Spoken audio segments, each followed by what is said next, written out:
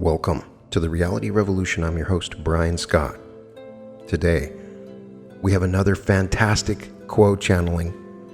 This one was delivered on January 3rd, 1999, and addresses the topic of guilt. Quo is a group of higher density beings from a collective of highly evolved alien civilizations that transmit or channel spiritual information through a group called LL Research. They've done this for 50 years. There's an incredible consistency in this material, and they delve into deep spiritual ideas with a sort of panache and a use of language that is very empowering and useful. The question for this session is, we would like to ask Quo about guilt. When we feel guilt, we are usually overtaken by the feeling and don't know where it comes from. Could you give us information about where guilt comes from and how to work with guilt in our spiritual evolution? We are those of the principle known to you as Quo. We greet you with joy in the love and the light of the one infinite Creator. It is a great blessing for us to be called to your group.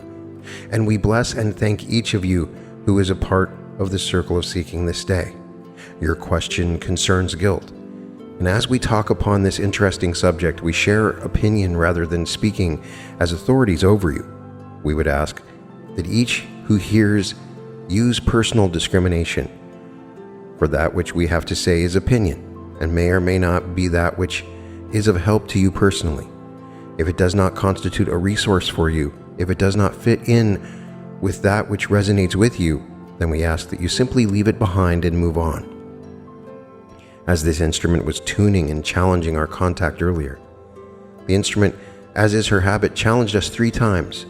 In the first 2 challenges, our impression was that this instrument was exercising her own discrimination in being certain of the vibration received. However, in the 3rd challenge, the instrument carefully described that facet of Jesus the Christ which identifies this entity to her. The nailing of the body upon the tree of wood to take upon the self the sins of humankind, to love others to the point of death, is to this instrument the great characteristic of Christhood that has riveted the instrument's mind for many years. And it is this characteristic which gives us a place to begin to speak about guilt. The cultural religion, shall we say, differs from the pure religion, and that the belief itself is eviscerated and removed, but the form remains. The non-Christian or secular expression of the Creator in Jesus the Christ then would be the golden rule, in which one at least gives unto others as one would give to the self. This cultural willingness to die for the sake of another as the highest good places a standard of service to others and giving without expectation of any return that is, in earth terms, absolute. When one gives the life, one has given all and cannot any longer give, for the incarnation has ended in that form. Naturally, gifts can continue to be given and indeed are far more easily given when discarnate. However, it is the incarnate aspect that creates the sacrifice of self for the good of another. Each comes into incarnation with a personality already set up to be created. There is some play in the way in which the personality develops, but its conscious resources and easily achieved asset are set in place before incarnation. Consequently, some entities have a far keener sense of justice, fairness, sharing, and giving than others coming into incarnation. Whatever this basic bias of given personality is, the cultural norm for parents is to attempt to increase the instinctively solipsistic infant in its supply of love for others and service to others. Small children are routinely taught to share their playthings, their sweets, and their good times. There is training concerning many behaviors starting with the word should. One should keep one's hands in one's lap at the table. One should be respectful to one's mother. One should avoid murdering anybody. At every level of a child's upbringing, these enculturated biases are repeated and reiterated until they are inculcated into the basic emotional vocabulary of the logic of the deeper mind. Not that mind which moves beyond self, but that portion of the self within incarnation which lies below the limits of consciousness. Consequently, when one has become enculturated with the bias towards service to others, that the society offers when one has digested this incoming data and responded to it according to its own biases, the biases of the personality shell, then each individual is left with a more or less threshold of guilt. To some, the voice of authority remains dim throughout life, and the basic nature of the personality shell has a deafness to the suffering of others. When there is no guilt displayed, a medical person attempting to place this entity would call such an entity one who lacks any social behavior or psychopathic. For it is assumed by the healing professions, by your peoples, among your peoples, that guilt is an actual function of the psyche. This instrument has called it shoulding all over itself. And indeed, when a sensitive entity takes the club of guilt and beats the self about the head and shoulders, metaphysically speaking, that damage is very real and the pain very great. As you can see, depending upon the basic personality shell of the entity and the amount of enculturation that is stuck with the entity, there are varying degrees of guilt. Needless to say, those who are already oriented towards service to others and who are consciously working upon spiritual evolution tend far more towards a ready acceptance of guilt than those whose viewpoint is less broad. Thus, the very entities who are sensitive enough to be in pain because of guilt receive the more substantial amounts of guilt from their catalyst. It is as though the Creator were adding insult to injury by offering more guilt to those who are already sensitive to it, who are already responding to it by increases in their level of service to others. The justice of this can only be seen from the standpoint of learning. The feeling of guilt, like many of the negative emotional systems of feeling, is designed to place one in a position in which it is possible to polarize. Now, service to self in itself does not necessarily bring great polarity.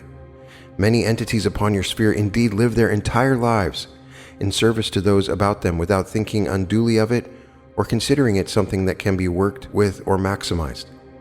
And for these entities, the opportunities that awakened souls see are simply unnoticed and unused. However, we may encourage each of you, as those sensitive and consciously awake in the world of spirit, to see that the feelings of should are a catalyst to be praised and to be used.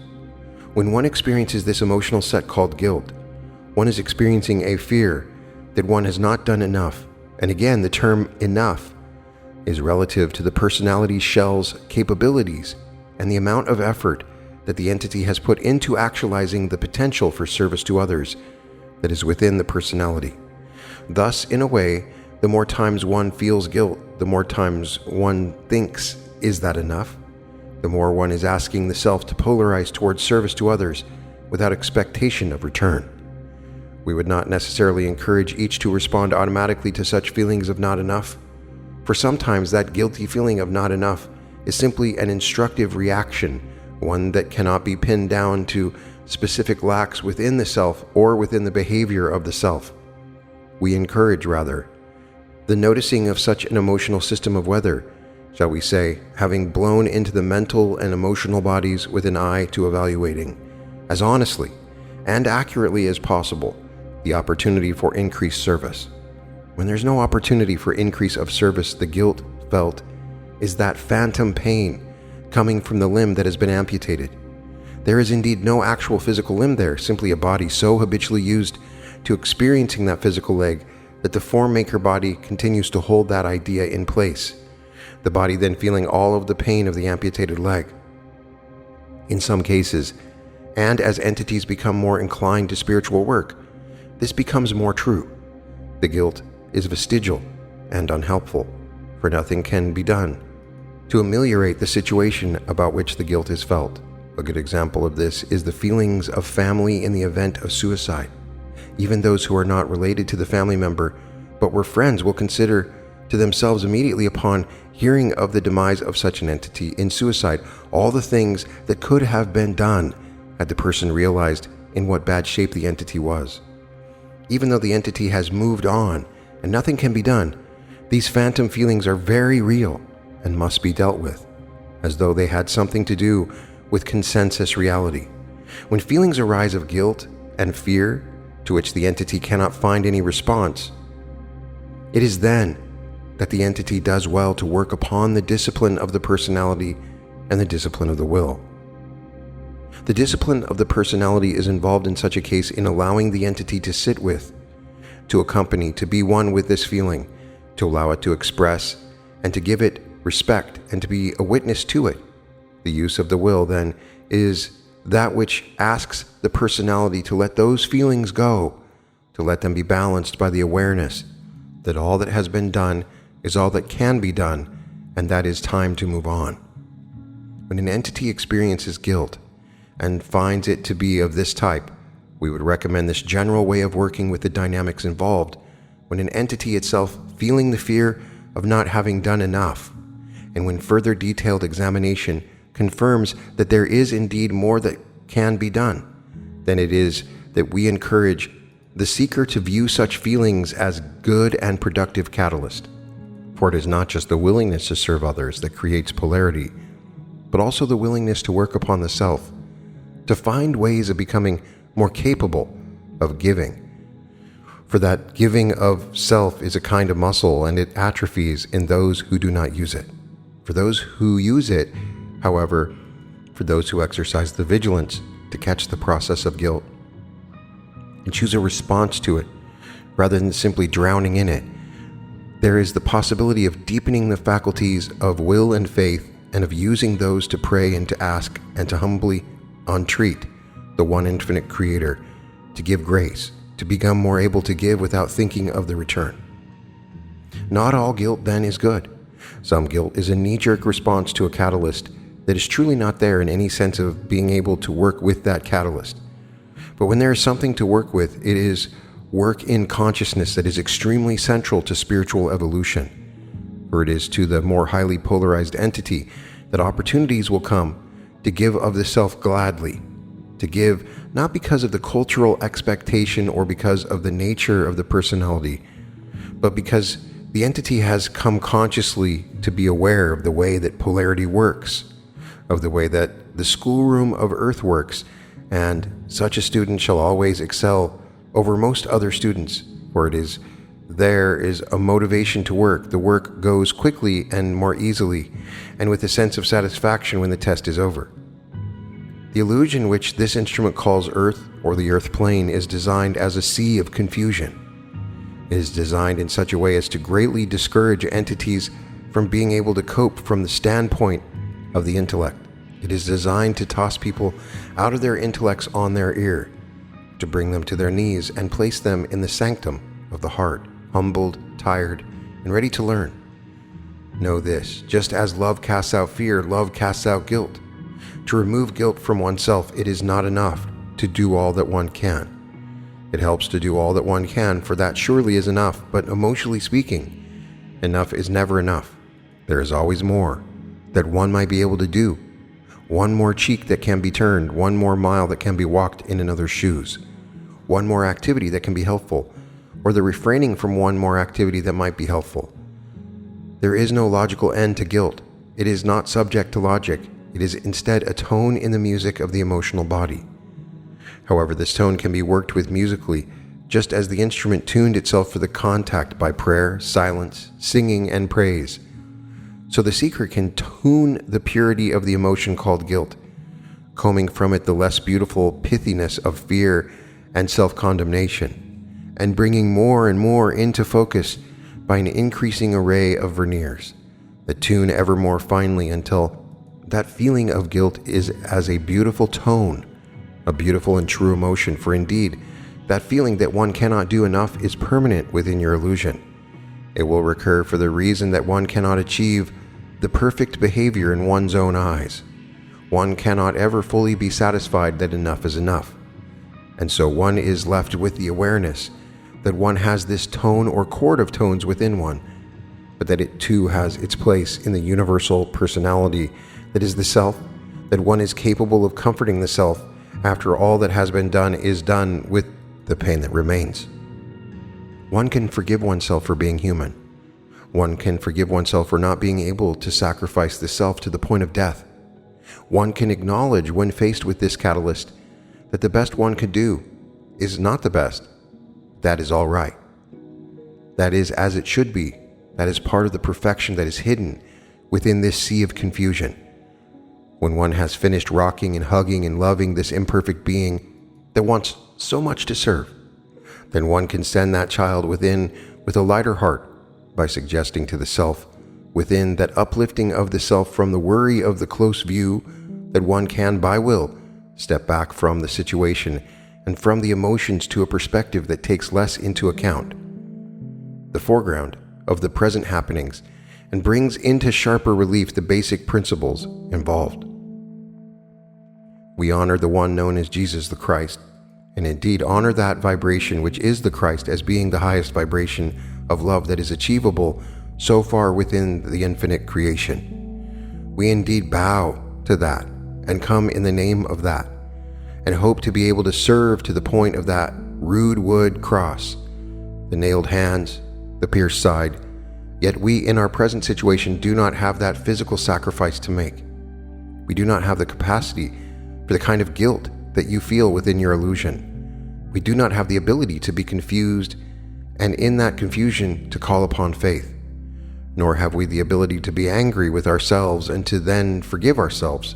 For as we are able to see into the roots of mind, we can see that in each system of illusions there are limitations which are set for a reason, and that reason is condign, helpful, and enlightening.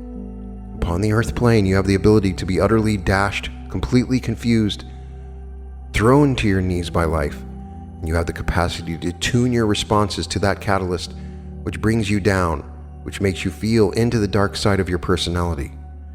Do not be beaten about by your own feelings of guilt, but rather see them as opportunities to do work in consciousness, to forgive the self for being human, to analyze the situation to see whether or not the guilt is productive, to work upon releasing that guilt if it has not been productive, to work upon using that guilt in the highest and best way if there still is something that one can see to be done. Above all these considerations, above all manifestation and illusion, the reality as far as we know is the perfect outworking of perfection. Love reflected in love, moving through each instrument that is a soul of a person and out into the world. As you receive your catalyst, bless it and break yourself open to receive it with the most love of which you are capable in a stable manner.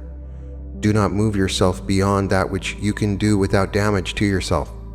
Do not ask that which you are not ready for yourself, but rather to be sensitive to the opportunities that these negative feelings, so-called of guilt, bring rise to. And you, as is right within your schoolroom, shall follow in the steps of the cross. You shall have the chance to break yourself open and to pour out your energy, your time, and your attention. When you choose to do this, be aware that it is a sacrament, that you are on holy ground, that you need to be fastidious in your orientation to the light, not condemning the self in any way for that which has not been done, or that which has been done awry, but without heat and in perfect peace, moving back into the situation in mind, finding the balanced and appropriate response, choosing the most generous level of service of which you are capable. This is part and parcel of the teaching of third density. This is one way to move the entity from head to heart, and for you to experience it is proper and desirable for those who wish to increase their rate of acceleration of spiritual evolution. In all things, find the love, and find within the self the response to that love, which most truly expresses yourself. As in many things, it is not so much what you do in the manifested world, but how you do it, with what love you do it, with what gentleness and compassion for the self and for the other self, and for the entire suffering earth plane. In the awareness of the suffering of the world, one can feel guilty for those who do not eat. Saints can feel guilty because they have not beaten themselves twice a day with chains, but only once. You cannot remove this type of lesson from the life experience, so we ask that you see it as a course of study. And like many such a course, one which is helpful, although the tests are frequently difficult.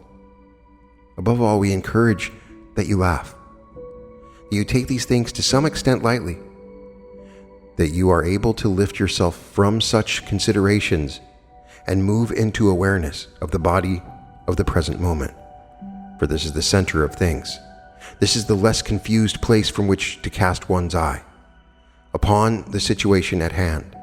Laughter and merriment are most helpful spiritual disciplines, and we encourage their use, especially for those who are serious students and who can become heavy with their concerns for doing the things well.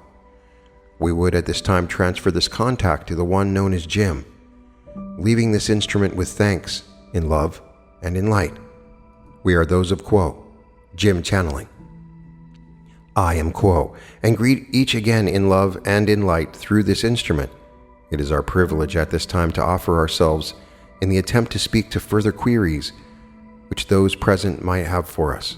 Is there another query at this time? Carla, one question I notice that when I say your name in channeling, there seems to be an A before your name when I verbalize it. I wondered what I was picking up. I am Quo, and I'm aware of your query, my sister. We are, as you are aware, a principle which has been created or constructed of two different mind-body-spirit complexes, each of which contains its own signature vibration or sound vibration, which designates and identifies the entities involved. The beginning of the identification of which you have noticed is that sound of, as we have discovered, your peoples call it the spheres, the great Om, which those of Ra partake in a more balanced fashion. Thus, this sound of the Ah is a kind of bleed through or a vibratory range that somewhat overlaps the blending of our two sound vibration complexes, overlaps and underlies. For this sound of the spheres is that music that is available to any entity which has tuned itself to the one creation. Is there a further query, my sister? Carla, yes. I noted that you spoke of the two social memory complexes involved, and for a while I felt that there was a third one involved, namely Hatan, and that entity had come on board with the principle in order to deal with some of the needs of some of the members of the circle at that time, and then that entity left. Perhaps Hatan left also, is that correct? I am Quo, and am aware of your query, my sister. And though this supposition upon your part has its correctness, it is not simply enough to say that it is correct, for there are many entities of the social memory complex nature which have been attracted to and have spoken to this group in its history, as you would say. When such a commitment and communication has been made, it is never broken but remains as a link, so that when this group gathers in its circle of seeking, there are many who are drawn to it and do not participate directly in the spoken communication, but which lend their vibratory presence to this circle of seeking, and any of this group of entities may be called upon by any in your circle of seeking for special communication, shall we say. That is, the calming effect that one group may have for a certain entity, the inspirational effect that one group may have for another entity. In general, there is much support that is available to this circle of seeking from those of the Confederation of Planets in the service of the one infinite Creator. Is there a further query, my sister? No, thank you for the information. It is fascinating and good to know. I am Quo, and again we thank you, my sister. We would ask for a final query at this time, if there is one. The answer you have just given about the entities being present when the circle is together has touched upon a feeling that I had, and I wanted to voice it. When I listen to Quo, I really take a Quo to represent a brotherhood of brothers and sisters of sorrow, as Ra has called it. I wanted to thank you for bringing it up, because it has cleared up something for me, because I felt there were more than just two entities involved, and you have put it into a structure that my mind can deal with better. I appreciate that comment. I am Quo, and we are responding to your response to us, my brother, and we thank you for the grasping of the nature of this contact in a more full sense. For as each in the circle is more able to appreciate that which is offered, it makes the service which we have to offer take on a certain ease of momentum, shall we say. We are always gratified to be called specifically by this group, but we would reiterate that when any one of the Confederation entities have been called, that there is the joining of the particular entities called by others who are attracted by the seeking of the group. For as the group in which you sit gathers itself together and shares with the others of the group the concerns of the heart, the concerns of the mind, and the concerns of the day, there is created a certain vibratory level which is likened to a calling for service in these areas from entities that are, shall we say, specialists, and whose desire is to provide information and inspiration to those of the earth population who would seek such solace. As to the beginning of the new year of your experience, we find that such demarcations of time, and especially this one, are helpful to each entity, and that it provides a clean slate in the mind of the entity upon which can be written the new and more refined aspirations that the entity may desire to express within its own life pattern, and may find it more easily able to do so when it feels that there is a new opportunity presented. Much as a level of a new incarnation offers the freedom of expression to an entity, so does this beginning of a new calendar year for your peoples. We are those of Quo, and would at this time express our appreciation to each here for inviting our presence in your circle of seeking this day. It is a great honor to be able to do so, and we would hope that each entity would use the discrimination native within each to take those words which ring of truth that we have spoken this day and use them as each will, leaving behind those that do not have the ring of truth at this time. At this time we shall take our leave of this instrument and this group, leaving each in the love and in the light of the one infinite Creator. We are known to you as those of Quo. Adonai, my friends.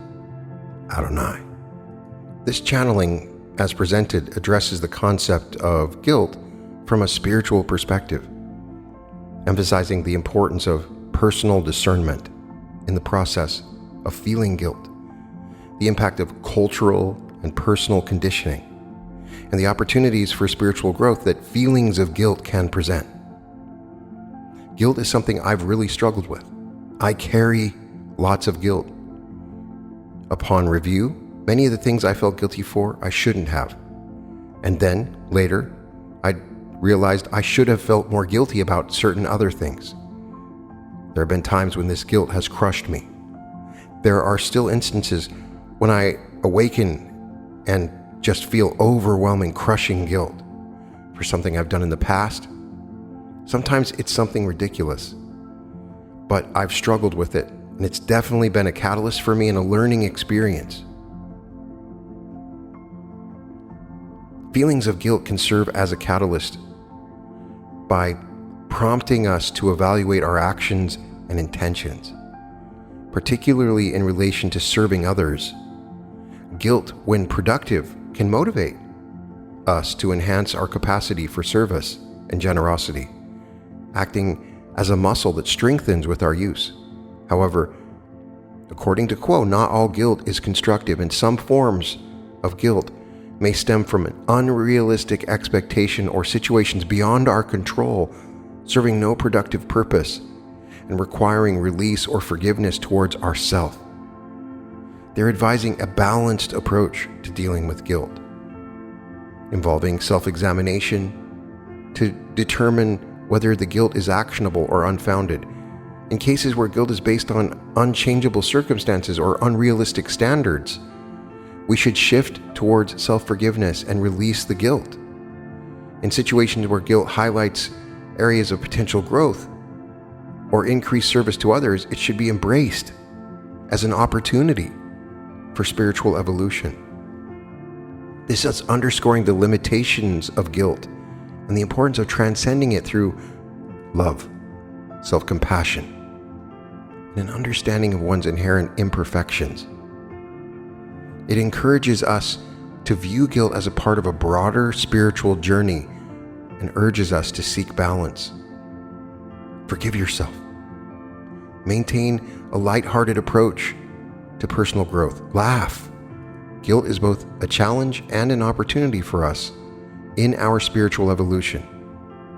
We must discern the truth by going into meditation, evaluating it, being lighthearted in how we view it, forgive ourselves, and continue to pursue service to others no matter what you've done, because you are forgiven.